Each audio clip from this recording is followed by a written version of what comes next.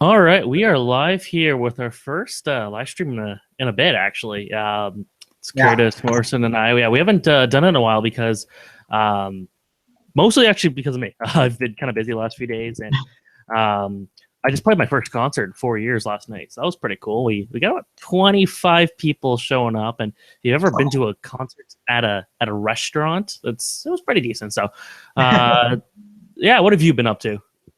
Um, Nothing, honestly, nothing that important. I've been just sorting up some stuff for work and sorting up some uh, new work stuff, basically, and then watching hockey when I can.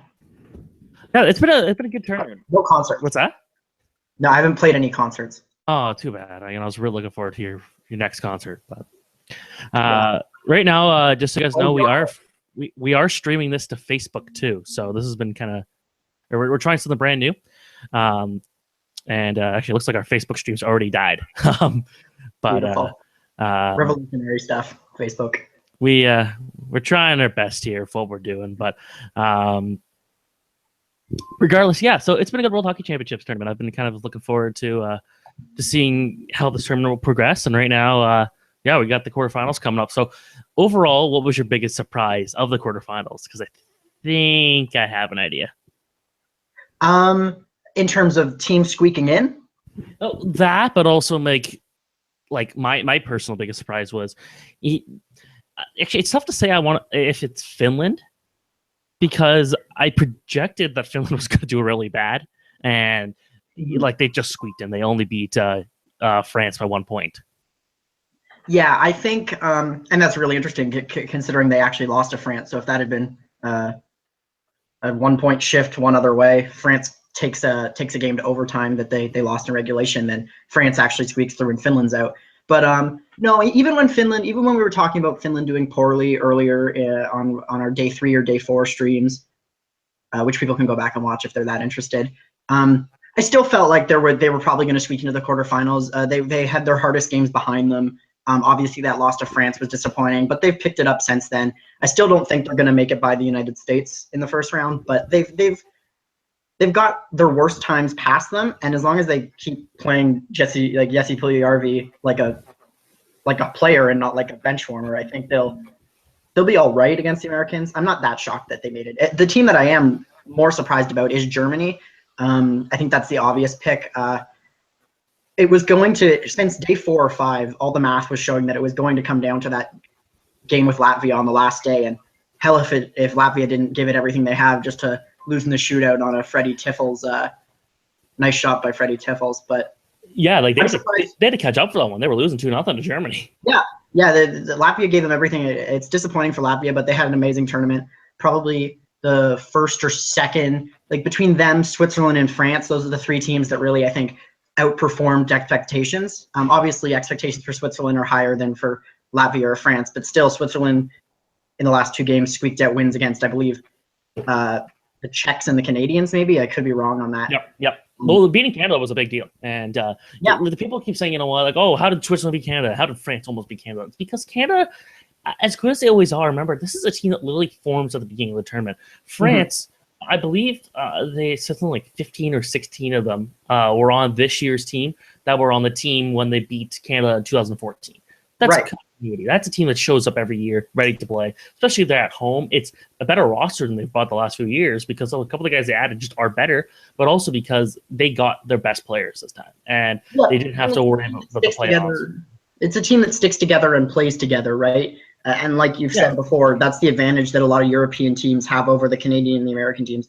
Obviously, every single team, or at least any team with NHL players, typically is how it goes, is going to add players halfway through. Normally Russia will add Ovechkin once he's knocked out of the playoffs. This year it didn't happen because he's injured, but normally that's what happens. They did add some other people. I'm blanking on who, but every team adds some players as the playoffs go on. But for the most part, the Canadian team and the American team especially, those are 2 teams that form right at the start of the tournament, whereas teams like Sweden, Finland, Slovakia, the Czechs, these are teams that Germany even, that play together for months, weeks if not months in advance of the tournament in things like Four Nations, as well as other like tournaments that are kind of seen as warm up to the World Championships for countries that just have like they care about it a lot more. So yeah, exactly, and like that's 100%. Yeah, that's 100% the case. Like we look at the team and like France, yeah, like winning at home would have been huge, and to lose basically by 1 point, it was tough. But I think it was a nice send off that, you know what, if they weren't going to make the quarterfinals, at least they ended their tournament with a win. And that was a good way of saying goodbye to Laurent Mignon and of course Cristobal Huet, who my favorite goalie of all time. And to see, you know, like he's not technically done hockey, he's still going to play another year in the Swiss league, but it would have been cool if he kind of just, this was the way he actually ended his hockey playing career, but just not the way it is. But yeah, overall, like I was impressed with the French team. I would have loved to see them make the quarterfinals because they have in recent years, but they didn't end up getting to do it this year. And you know what? Let's not forget, I picked Germany to win the bronze medal here, so they still have a chance at this point. I think you're going to be disappointed there because of who they've worked out to play against in the quarterfinals, being Canada. Obviously, like we just said, Canada's not a guarantee. I have Canada at almost 75% to win, and that's a lot for a single game odds, but they're not a guarantee. Going back to France quickly, though, sure. That's a team with, yeah, like you said, it sucks they didn't make the quarterfinals. They could have, like I said, they were 1 switch point being ahead of Finland, or even if they had tied with Finland because they beat them in their game against each other, they would have clinched. But it's a team that probably had the best stories of the tournament, right? Between Huet retiring, I believe it was Bellemare who gave up the player of the game to Florian Hardy. Sorry? Yep, that's right, yeah. Right, okay. They were a team that had a lot of stories this tournament, and I think French fans aren't going away. It's disappointing not to make the quarterfinals, especially when you have these upsets happening and you're staying close to teams that, you know, I'll admit it, I didn't have them. I mean, me and you both had them coming close to Finland. I didn't have them beating them 5-1, and I didn't have them coming as close as they did to other teams. So it's disappointing not to make the quarterfinals, but they put on a really, really good show for their home fans, and they should be proud of that, despite not making this. And I really hope that actually does propel the team to, or in the long run, to build upon it and look for more success. Because, you know, yeah, it is a change in the guard. They lose the captain. They lose the greatest goalie they've ever had. So everything now is just going to be trying to kind of regroup and make sure they're strong. And I think they'll take a big hit on goaltending. I think Florian Hardy is maybe the guy for the next couple of years. He's 31 years old, but I don't think he's a long-term guy, and that's the thing. The team still has to worry about what they're going to do 5 years down the road, 10 years down the road, and they didn't have to worry about that with Cristobal Huet as soon as he signed with the LA Kings, essentially, and then kind of went out from there. And you know, he only represented France twice when he played in his NHL career, but that's all because he was playing in the playoffs pretty far, and France not being much of a contender didn't exactly make him want to go there. So thank you, Cristobal Huet, for a great career. Thanks for your time in Montreal, and congrats on your Stanley Cup you didn't have much to do with, but yeah. I don't want to put France and Slovenia on the same level because France is a better team by a bit of a margin, but it is like the Anze Kopitar thing, right? And it's funny that they are both with the Kings in some of these situations, but even though the Kings were out this year, Kopitar was, you know, I don't think he was coming for this one. I believe he was injured. I'd be surprised if he wasn't injured in some way. I haven't followed the NHL close enough, honestly, this year to know, especially the Western Conference. But it's that same situation where teams like Slovenia are going to teams that rely on one or two players to be good, and France maybe does fit into that. I mean, they have a solid roster, but without the Huets, Hardys, Da Costas, Ovitus, and Roussels, that team is like it's on the same level as Italy and Slovenia probably. So teams that rely on one or two guys to be really good, because of the way the NHL season spreads out and is structured, they end up sometimes not getting those guys, and that's kind of what happens to Slovenia here, and what could happen, or what used to happen to France with Cristobal Huet. Yep, exactly. And again, it'll be a changing of the guard for the team, and it looks like we're having some Facebook sound issues, but it should be working now. Hopefully working now. If not, you guys can find it on YouTube if you go to twitter.com/StevenEllisNHL. Although if there's a sound issue, you can't hear me telling you that, so good luck. Yeah, well, we do have some pretty cool people watching on Facebook, so hopefully it is working for them. If not, I've just shared the Facebook. This is my personal Facebook. That's probably why no one's People on YouTube probably don't know what I'm even talking about, but I will add you if you have me on Facebook. Just then. Anyways, okay, so we talked about France for a long time. I want to talk about Germany, the other host. Right. This is a team that, wow, all of a sudden Leon Draisaitl comes and the team just has just renewed excitement and scale and everything looking good. But the team also, they've had a goaltending and like some interesting goaltending situation where it looked like at one point Thomas Greiss could be the guy to save the world, and right now Philip Grubauer is probably the guy that's going to actually finish out the tournament. Which there's two backup goalies that are playing pretty well, and I'm going to go out on a limb and saying the next game Grubauer plays in the NHL will be the Las Vegas or the Vegas Golden Knights. But anyways, you think so? I think so for sure. I think he's too good to be a backup goalie. But what's he going to take over Braden Holtby? I don't know. Like it doesn't seem right. That tends to be the consensus in the few goaltending circles that I run in and follow. Not really run in, but follow on Twitter. Is that Grubauer is probably, if not a starter yet, he's a 1B who, given time, will be a 1A. Given a little bit of more starting time in the NHL. So I would be surprised if it wasn't Grubauer they ran with. Their third goalie, or Grubauer has really been their third goalie because he just kind of came. But who was their other goalie that isn't him or Thomas Greiss? Danny Ostenbergen. Right. Okay. So I figure he's probably not going to play anymore. He actually did better than Greiss by like a wide margin, but he also played much easier opponents. He played the games against the Italys of the world, whereas Greiss's first two games were like, I want to say USA. Like the US and somewhere else. So basically, I think they are going to run with Grubauer. I'm not speaking with any inside knowledge on it, but it does seem like the German Hockey Federation is not pleased with Thomas Greiss right now, and for obvious reasons lately. For those who haven't really experienced it, there's been some political stuff going on with Thomas Greiss that I'm sure you can check out on Google if you look it up. Trust me. I was getting people saying, "Oh my God, this guy is obviously super anti-Trump." It's like, I actually offered no political opinions when I tweeted. I have many political opinions. This isn't the location for them, and I'll tell people, go Google it. I'm not a fan of Thomas Greiss. I wasn't already, but I'm certainly not now, and I would be surprised if he gets any playing time for the rest of the tournament, unless both Grubauer and the third goalie, Ostenberger, they totally tank. But I think there's going to be one more game for Germany to play. I think Grubauer starts against Canada, and I think they find their way out of the tournament after that. So I'm a little confused as to what happened to Felix Bruckman, and I know that we got some people watching. Anyone knows what happened to him? He was the original third goalie for this team, and right. He didn't play. He's not even on the roster anymore. So he was a name to at least what I saw was the final roster. So confused about that. But it could be an injury or something. Typically, when players fall off the face of the earth right before the tournament, after making the final roster, it's injury based. We saw it with Canada. I want to say a year ago or 2 years ago with I'm not even remembering who it was. Oh no, I'm thinking William Nylander with Sweden. Played one game at the World Juniors, I want to say, and then was just out for the rest of the tournament with an injury. Typically, if a guy's getting hurt before game one, you won't hear anything about it, and suddenly he's off the face of the planet. Yep. So, all right. So that's it about Germany. I think Germany actually, just to say one more thing, I don't want to pin it all on Draisaitl. He's been good, but Germany looked pretty good all tournament, and I want to give a lot of credit to two players. Draisaitl's former junior hockey, when they were 16, 17, 15 years old, they played together, and that's Dominic Cahun. He's the highest scoring forward on Germany. He's got 7 points in 7 games. He's looked really good. He actually was putting up, I think everybody kind of knows about Draisaitl putting up 192 points in 29 games in his high school level league back in Germany before anybody had heard of him. In that same span of time, Cahun put up 220 points in that many games or something.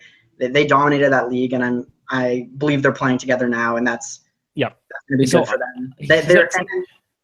The second would be Dennis Seidenberg, who is not being talked about, especially because it's not he's not the most exciting name. He's not young. He's not up and coming, but he's the highest scoring defenseman in the tournament right now. He's got 8 points in 7 games for a team that barely squeaked into the quarterfinals. That's huge. And if they do have a chance at beating Canada, it's going to come on the backs of Seidenberg, Cahun, Draisaitl, and whoever they put in net, hopefully Philip Grubauer. So I had a couple opinions on Cahun. So I think I said a couple of years ago, actually, when he was last year when he had 4.7 games. I said, I think this guy could be one of the most underrated guys that isn't getting talked about that could be an NHLer in 5 or 6 years, kind of like Pierre-Edouard Bellemare and stuff. An interesting fact is I got to imagine he must be one of the only players to ever play at the Junior World Championship, which is it's a JCWC. It's a tournament. It's a club tournament. And he played in it twice with Sudbury and once with EC Salzburg too. So that means he would have played with 2 teams in completely different countries in the same tournament in back-to-back years. That's I gotta imagine that's not a common thing when you're a junior hockey player because typically you're not moving around a lot. But he did look decent in 2 years with Sudbury, and he's got 7 points right now in 7 games. He's awesome. I think Freddie Teifels is also another guy that's playing really well for Germany, and Schultz is a good player too. So the Germany's got a good team, and we're talking with. I'm drawing a blank on who I was talking to. I will quickly confirm that for you guys. But I was talking to Gregory Hickman. Gregory Hickman. He's a guy that does a bunch of junior prospects and stuff. And we were talking with somebody else. And we were talking about how the Olympics will look in a couple of years. And we're thinking, you know what, or not in a couple of years, next year. We're like, you know what, Germany could actually do well. Latvia could actually do well because their rosters right now are very close to what they will be. Of course, they'll miss their star players, but Latvia, for the most part, will be identical. And Germany, I still think they'll be a decent team because they're getting a lot of interest because of this tournament, because they're selling out some games, but also because whenever a tournament happens in a country, it does a lot for that team. The one country was really disappointed that really just struggled with Belarus. You'd think a couple of years ago they held that tournament, I believe it was 2014, and they've done really nothing since then. But I think that those teams will be kind of good. And again, I think the Olympics will be stronger than it's ever been because compared to the last time when the NHLers didn't go to the Olympics, back in the early 90s and 80s, the other countries weren't really developed at that point. They were still pretty weak. Now the playing field is closer than it's ever been. Take the NHL players out, I think it's even closer. Yeah, I think it's a team. I mean, with no NHL players there, it's even harder to pick who. I mean, especially this far in advance before we know any rosters, or we're still 9 months away, something like that. I am bad at math. I'm trying to think. Less than 9 months, but we're getting up to it, but we don't have the rosters yet. It's really hard to pick who I think will do well. I think Germany's a team that doesn't rely too heavily on their NHL guys, but not having Draisaitl there will, if the NHL doesn't go, and it does seem like it's been announced officially that they're not going, but the NHLPA was trying to work, the Players Association was trying to work something out. It seems like they're probably not going to go, with maybe a couple exceptions just so the NHL gets the PA off their back. But without Draisaitl, they're going to have a gap in talent up there. Hopefully that's something that they can rectify through some smart lineups and some smart goaltending choices. But I think I can see them coming top 5, top 6. They might be able to upset a team like Canada especially if there's no NHLers. Canada's going to be relying on European guys and AHLers, which means you're going to see a first line that has Rob Schremp on it, basically. That's the Rob Schremp and Glenn Metropolitan, who I think neither of them actually play anymore. I could be wrong. I don't follow them, but Canada's not going to have the strongest lineup in the Olympics. They'll be playing the cup roster that looks stronger because I'm assuming they're going to allow AHL players to go. Yeah, I think if AHL players do go, and I imagine they will, because they're not, I don't believe, unless they have, if you don't have an NHL contract, you're not part of the NHLPA, so perhaps it'll be players on AHL contracts who are allowed to go, but not on entry-level deals who have been stuffed in the AHL, things like that. But it really depends. It's hard to say now. I think Germany could do well, but it's so far away that I don't want to jinx anything for anyone. All right, let's talk a quick bit about Canada. So, again, we mentioned a few minutes ago that Canada, when they go into these games, people expect them to dominate, and then they go out and lose to Switzerland, which, when you're leading 2-0, you wouldn't expect that. But at the same time, 2-0 off of 2 quick goals when Germany versus Switzerland could not get the puck out of the zone. As soon as they get the puck out of the zone, they start playing a stronger game. They wanted it more because, remember, they were still trying to make the quarterfinals at that point. Of course, Canada was too. They had a clinch. But Switzerland was in a tough battle with Norway and Finland. So they had to do a lot to make their position. And I think beating Canada ended up actually wow, holy crap, we could beat anybody at this point. Because Canada has won this 2 years in a row. So the fact they go out and do that, it's That was pretty impressive. So for Switzerland, again, that team's one that just surprises every year, and yet people still seem to get kind of shocked when it happens. They're playing Sweden tomorrow. I picked Sweden to come second place. Of course, my top three can't happen anymore because Germany is playing Canada in the first round. But you know what? I would love to see what happens. I would love to see if Switzerland could pull off the upset there, because I think they can, and they've got a very strong team, and it looks like Jake Virtanen is on a short list, but isn't committing to Team Canada for the World Inline Hockey Tournament in Poland. Breaking. That's all right. Always gets NHL. Jake Virtanen, the only thing that tournament always been correct about. Anyways, remember Halushevsky played in that tournament a couple of years ago? Did you even see that? Probably. I don't know. I don't follow it, but I mean, it tends to just be like the garbage can for players who aren't what they were supposed to be. On Canada though, quickly on Switzerland, Sweden. I mean, I think we'll talk about it a little bit more, but I've had trouble predicting Switzerland's entire tournament. Of the top 5 upsets that I've tracked in this tournament, 2 of them were Switzerland beating someone, and the third was Switzerland losing. So 3 out of their 7 games were ones where I wouldn't have called that result. So I'm wary about calling Sweden a lock over Switzerland, but I do have Sweden as my winner. I'm gonna stick with that, and I think besides Canada, Germany, Sweden's probably including Canada and Germany, Sweden's probably the second largest lock to beat Switzerland here. Sorry, apparently I'm having some sound issues here. But yeah, I was getting a couple sound issues from your side, but I was assuming it might have been my internet. Just check your mic cord, and hopefully that just wiggles out of place. I'm using this mic this weekend. I'm covering NASCAR. I've actually been covering NASCAR pretty much. You sound better now, by the way. Perfect. Hope that works for you, Euro Caps. Yeah, on just on Canada as well. That's a team that, like, as a Leafs fan, I'm really happy with how Mitch Marner has played. 4 goals, 6 assists in 7 games. That's big. He's looked dynamic out there, which is big on the bigger ice as well. He's adapted well to that. It's something that he really, outside of, I believe, the World Juniors, he's never really played on any big ice. And he's adapting well to it. He uses the space well. He's nifty, and he gets around guys.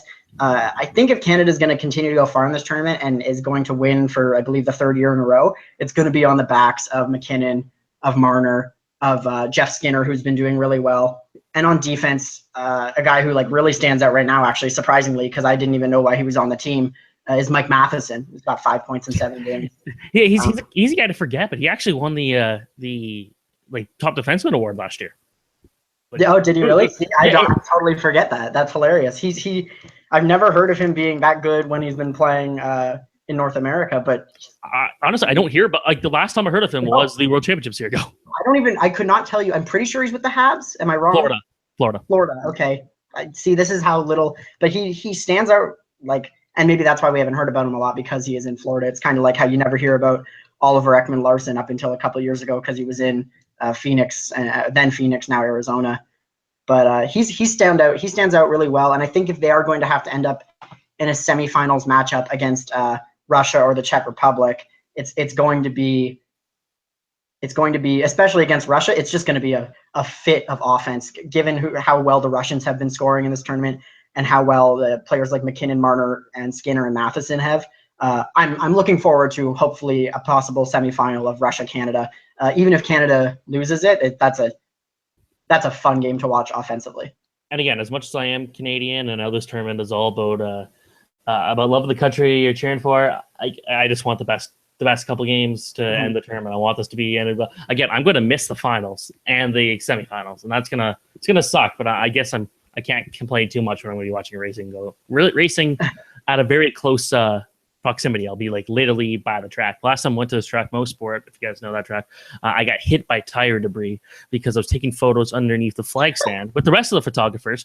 And if you guys want to see the finish, actually, I'll try to bring this up on the screen here because I am the way I'm doing this is actually our YouTube stream probably won't see it, our Facebook, so never mind, I won't bother with it then. Anyways, what happened was if you look up 2016 Canadian Tire Motorsports Park finish, you'll see a finish with two trucks coming across the line and wrecking each other. And that was first and second. But you could also see my shoe as I'm running away, getting hit by debris from the trucks. I happen to be farther behind, so I was able to run out easily. But I got actually hit by things, and that was pretty cool. So now I'm going this time, hopefully not to get hurt this time. So this is it's a little off topic, but I do like the comparable between that and all the times that the puck goes through the camera hole in the corner. The corner thing and pops the camera guy or hits his camera. It's like, guys, maybe the camera hole is not the best. I mean, I know why we need it, but like the hole in the ice at about the level that all players shoot at when they wrist shot it is maybe not our best option here. Well, did I ever tell you what happened at the World Juniors with me doing photos? You got hit in the hand, didn't you? Oh, more than that. So I was borrowing a pretty expensive lens. It was a 300 millimeter lens that was meant to take photos pretty much anywhere on the ice and a little higher up. And so section 108, that's where the TV cameras are at the ACC. I was taking photos in there, warm up. It's all good. Then I went downstairs. This was for Canada versus, I want to say Slovakia. Maybe Canada versus Slovakia. Anyways, I ended up, I was taking photos of the photo hole. I'm like, oh my gosh, this is so cool.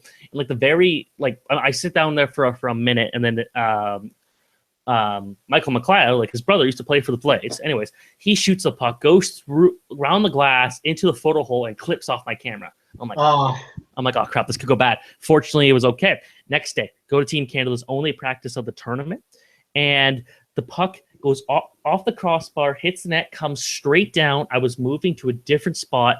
It hit my camera lens at the top, shattered it.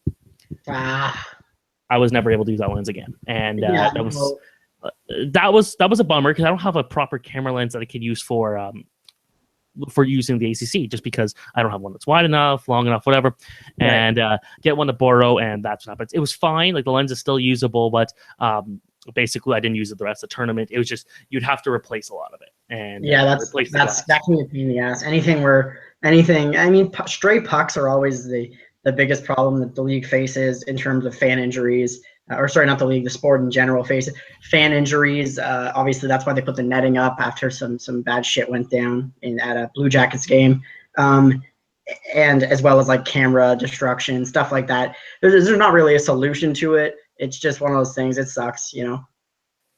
Yeah, like it's my photographer Anders Marshall, who was great. That was the first time ever doing it, but we had a big love for Latvian team because they took us into their change room to take photos when nobody else was, and we were specifically good friends with Merrick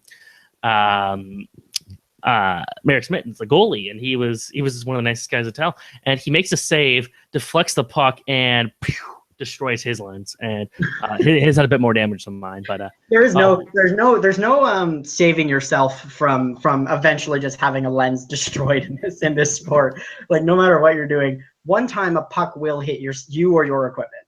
Yeah. Oh yeah. Like it's I was fortunate. Like I was sitting on the bench at Oakville Blades games, having no issue. Go behind the glass, and that's where apparently I'm getting all the issue. The other time was I almost got hit twice at the World Cup. The first time was Jacob Markstrom made a nice save on Henrik Sedin. Great shot, deflects it into the corner, hits the glass, but I had moved out, but it hit me in the stomach. Then Dmitry Kulikov, I think I said something to him through the glass. He's like asking, like, "Oh, are you getting some photos of me?" I'm like, "Yeah, whatever." And then eventually he started trying to aim pucks at me. And fucking Dmitry Kulikov. One puck hits the edge of the corner of the glass, and then I go and stand up in somewhere in the 100 section, and he starts flinging pucks at me. It's like, seriously. He goes and like apologizes. He's like, "Oh, like, are you okay?" I'm like, yeah, I'm good. He's just like having fun, like laughing. And Nikita Nesterov was loving it too. He was every photo I have of him was just staring at me laughing. So well on the topic of Nesterov and Kulikov, although neither one is on this team, do you want to talk about the Russia-Czech Republic matchup? Yeah. So Russia, I didn't give them enough credit early in this term. I said, I'm not really convinced they're going to score a lot. And holy crap, yeah, they're scoring and they're getting a lot of. You couldn't have been more wrong on that one, really. Like, oh my.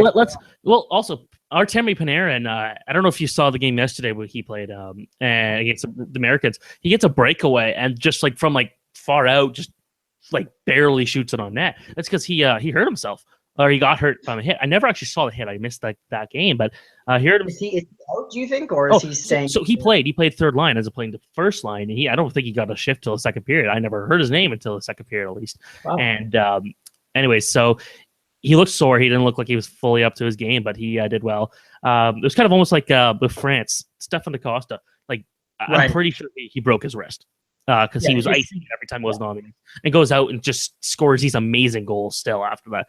I would love to see what his injury report's like right now, because I'm pretty sure he's in a lot of pain. But I think Russia's going, like, the Czech Republic has been so quiet in this tournament. After losing to Canada, they did have to come back, catch it back up, and they lost fourth. Was it 4-3 in the first game, or am I making that up? I'm totally blanking on that. It could have been. I don't have it up right now, and it was. You know, this is the thing with the World Championships. That was like, what, 12 days ago? I don't remember. Yeah. Regardless, is they looked pretty good, and I would love to see them beat the Russians, but I just really can't see it. Like the top four of this tournament probably from the start were Canada, Russia, Sweden, USA, and it's nice that the Americans really have. As always, really honest. Yeah, but look, even the Americans last couple of years, it looked like they weren't taking this thing super seriously because they were bringing these really young call sheets. This is a still a young team, but it's a better team. And the goaltending is just getting the job done. Yeah, I think in terms of forwards, the difference between the Russians and the Czechs is that the Russians have a very, the Czechs are like laying on a bed of nails, right? They've got a lot of guys who can get. Just reading off their stats here, they've got 5 or 6 guys with 5 or 6 points, but nobody who has their highest scorer is Pasternak with 7 points in 7 games. Russia's the opposite. Russia has a couple guys with no points, honestly. If you look at Valery Nichushkin has 0 in 3 games. Barabanov, 3 points in 7 games. Artem Zub, Vladislav Gavrikov, Ivan Telgin. Like, these are guys with like 1 or 2 points, but then they have these like legit, they have almost no one with like 8 or 9, 7 points, but they have these guys who are just legit like guns on offense. Like Artemi Panarin's the league's leading scorer of the tournament with 13. Shapachov's has 12. Kucherov has 11. Gusev has 10. Like, it's going to be a matchup between how well can the Czechs hold off the first line and how well can the Russian third and fourth lines hold off the Czech third and fourth lines. Because it's not hard to say that the Czechs probably have a better third and fourth line than the Russians, but the Russians certainly have probably the top line of the tournament with 3 of those top 4 scorers. Yeah, exactly. And that's been their top line last couple of years because, at one point in 2013, for example, they looked dominant with Radulov and Kovalchuk, who were both available for this tournament and neither are playing. And it just seems like Kovalchuk, I think Kovalchuk and Radulov are mad they didn't make the World Cup team, honestly. That's 100% what I'm thinking because they used to love playing internationally and they just said no for this tournament. They also not playing the Olympics, so again, maybe next year when we look at it, say the guys who didn't make the Olympics team, like the guys who would hopefully make the Olympics, maybe they'll decide to actually go to the World Championships next year because it would have been nice to see a bit more talent at this year's tournament. And but again, we're seeing guys like Mike Schmarner, Braden Point that are just dominating, and the other stars like Claude Giroux and Matt Duchene on Canada just kind of having just super quiet tournaments. Next year, we're going to see this it's the most popular thing that we're going to hear next year, and I'll say it now, is going to be when the when the Olympics are like god awful boring. Or I don't like saying that, but I really do prefer IIHF tournaments over the Winter Olympics. Some people would say they're less important, but without the NHL going to South Korea to play, like, how important is it really? That's a big question. But the number one thing we're going to hear is we're going to see, I believe it's in probably January. I think January is the Winter Olympics. I honestly am blanking. I have really bad actual recall, but in January or February at the Winter Olympics, it's going to be like iffy play, like not as good as it could have been.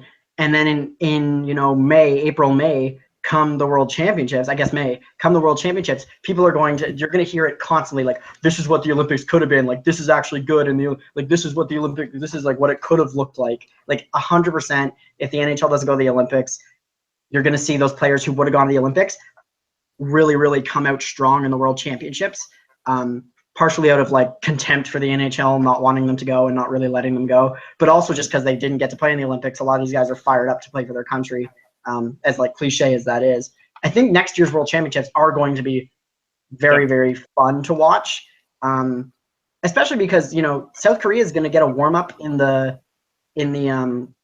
Olympics, and then they're going to actually be able to come and play the World Championships too. So we're going to see 2 straight tournaments with the South Koreans involved, and that'll be interesting to see how that goes. Yep, exactly. And for South Korea, like World Championships is got to be a huge thing because you know what? There's 16 teams in that tournament. I think they have a much better chance of winning a game in that as a 16th ranked team as opposed to being the 10th ranked team in the Olympics, because the Olympics, it's like just because they have a chance of playing teams that are a little weaker in it. Like maybe have a chance to play a team like Denmark, for example. I'm not sure of the group placements right now, but yeah, essentially it's good luck to South Korea next year. Like I've never seen a team probably this disorganized or this like weak entering a tournament this big like the Olympics, but that's for another day. We'll probably talk about that some other time. Yeah, just to add on one more thought quickly on that. It's really, I think you nailed it on the head with the idea that because the World Championships are a 16-team tournament and the Olympics are a 10-team tournament, South Korea's got, you know, 4 or 5 other teams that aren't going to be in the Olympics that will be in those World Championships. And those are going to be the teams to watch to play against South Korea. I mean, yeah, it's going to be fun to, like, if Canada and South Korea are in the same division, you know, watch that game, watch, you know, Canadian South Koreans beat up on Canadians and or probably vice versa. Actually, I misspoke, vice versa. But that'll be fun. But I think, you know, the interesting games will be like South Korea versus Austria. I believe they won't play each other because they both got promoted, so they'll be in different. But like a South Korea versus a versus Belarus, South Korea versus Norway, South Korea versus, I don't want to say Latvia because they did really well this year, but like South Korea versus Latvia. Let's see how that goes. You know, maybe they pull an upset. Yep. All right. Let's wrap this up. Let's talk quickly about the USA-Finland game because we did talk about USA, but all right. So USA versus Finland. Do we think the Americans are going to run away with this one, or is this finally it's time Finland picks it up? Let's just say this. Jesse Puljujärvi has not played the last 2 games. Yeah. Those were key games. You know what? But here's the other thing with Puljujärvi. I sing his praises to the heavens. I think he's great. He got 0 points in 5 games. And he hasn't been playing a lot. Honestly, he hasn't been playing a lot. He's played about 45 to 50 minutes of ice time. But he's got 0 points. And for a team that really has been criticized in the past for their lack of scoring and is facing a similar problem outside of Sebastian Aho and Mikko Rantanen this tournament, maybe he should sit. Like maybe I don't think he should sit, but I can see why coaching might think that because he's got 0 points in 50 minutes of play or something, and that's really not for a guy who's a what was he 4th overall at the draft, 5th overall? 3rd. Was he 3rd? I thought they skipped over him at 3rd. They took Dubois. The Blue Jackets took Dubois. But 4th overall, you know, he's not producing like a Mitch Marner. Well, okay, so the last game he played again was against Norway, and they had him as a 3rd liner with Jonas Kemppainen and Mika Puolella, or whatever his last name is. Sorry, but that doesn't sound like exactly a scoring role for him either. Absolutely not. Yeah. So, like to be fair, yeah, he's had some good moments. They put him in the shootout. I thought he was decent there, and I think he was the best player in the 3rd period, the only period he played against France. But yeah, he hasn't done a whole lot. You would think that they would want to just throw him in just because, like, he's got a lot to prove now because he didn't have a good first-year pro in North America, and he hasn't done anything in this tournament. Now he's going to play the Americans. Guess what? He's going to have to play with these guys for a long time in the NHL level. There's something to prove at this point. I really think they should give him a chance because the thing is, even if he's not playing well, he is better than guys they are playing, and I think that's the most important thing to focus on. He's better than Jonas Kemppainen. He's better than, you know, I'm trying to think. He's better than Miro Aaltonen has been playing. He's been playing better than like Mika Puolella. Like these are guys who are like, you know, they're 4th line forwards. They're like 2nd line forwards in the Finnish league. Maybe he's a bona fide, you know, 2nd or 3rd line guy in the NHL already. Probably, I'd say that's where his talent level is. He should be playing. It's just that I can understand why he's been not played since he started. Like at the start of the tournament, he should have been getting time immediately. The fact he wasn't was ridiculous. But now that he's played and not performed perfectly, like very well, I'm not surprised the coaches are keeping him back on the bench again or not even dressing him. But look at like Miro Aaltonen. He's played 5 games, the same amount as Pugliese, and 0 points, no shots. -4 at least. Pugliese hasn't been on the ice for goal games. Of course, plus minus has its problems, but still, like you think that they maybe give him a bit more of a role because he has been playing third line, but would it hurt to put him on the second line? Maybe put him on with Sebastian Aho. Like get those guys reunited. I don't know. Like it's just seems like some weird decisions. I think the best thing to do with Pugliese probably wouldn't be to bench him immediately. If I was the coach, it would be to put him with good scorers to try to activate him because clearly he's either like a little bit hurt or he's just not got his heart into it. That sounds so cliche. I honestly think it is coming out of my mouth, but like it's possible that that's what it was. The number one injustice here is that Miro Aaltonen is played the same amount of games, got the same amount of points, has 9 shots. Pugliese has 11. He's played 5 more minutes than Pugliese, but he's sticking in the lineup kind of thing, right? Or Jonas Kemppainen has played double the time, still has 2 less shots, and all he has is an assist, but he's still playing and he's played all 7 games, right? So whether or not you think Pugliese has been great at this tournament, there's guys that have been worse, and for a team that has probably the worst round robin Finland has played in 4 or 5 years, they really shouldn't be. Probably should not be getting rid of him. And I understand the complaining that's been going on about the Finnish coaching because of those kind of decisions.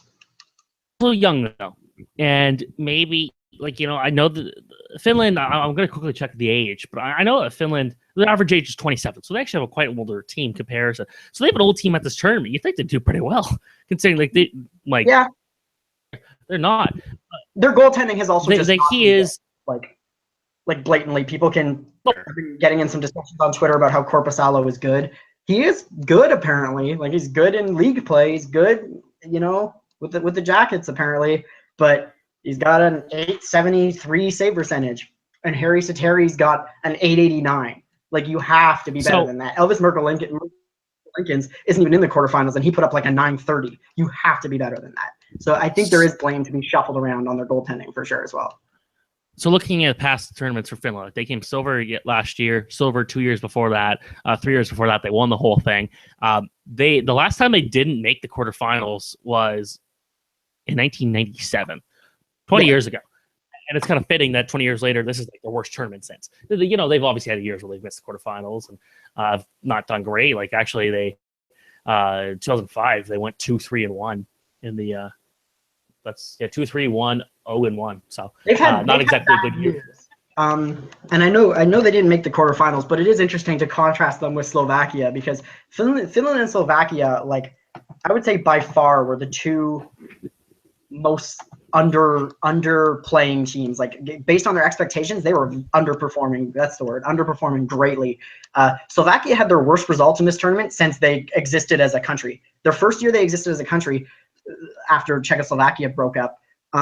They came 21st in the tournament overall. Obviously, 21 teams didn't play the same tournament, but if you look at the rankings, Division 1A, Division 1B, etc., they came 21st. They came 14th this year, and that's the worst they've ever finished.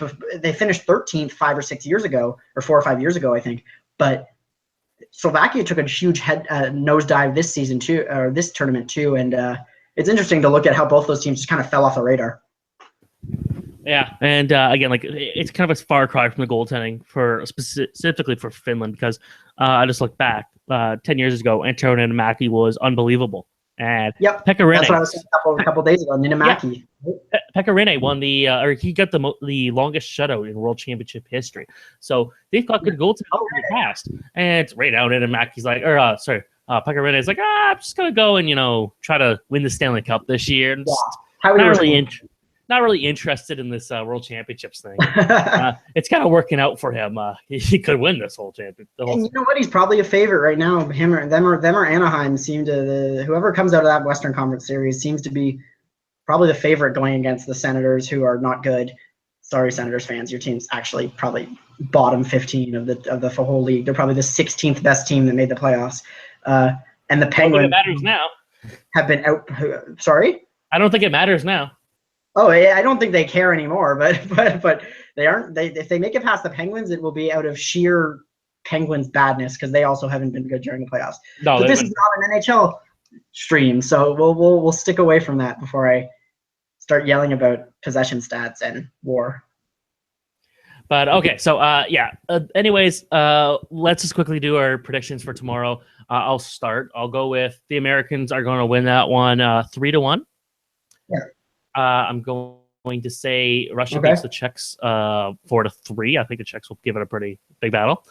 I will then go with Canada will be Germany 5-0.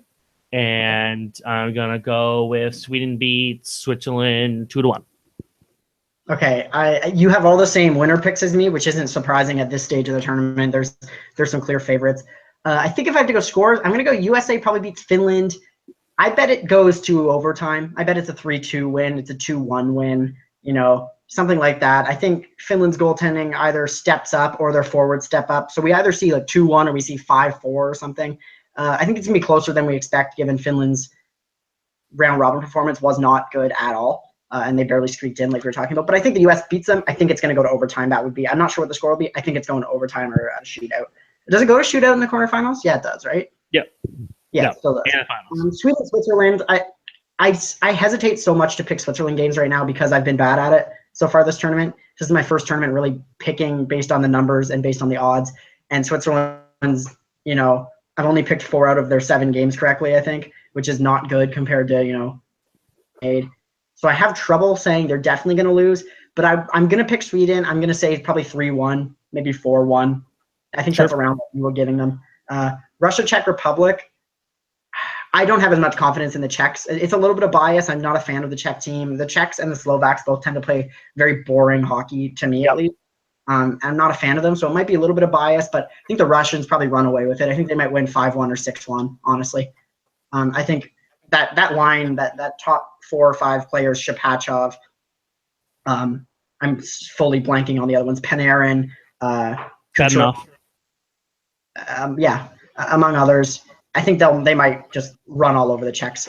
Well, my only concern about Russia though is their defense. If you saw the defense against Americans, they just blanked multiple times.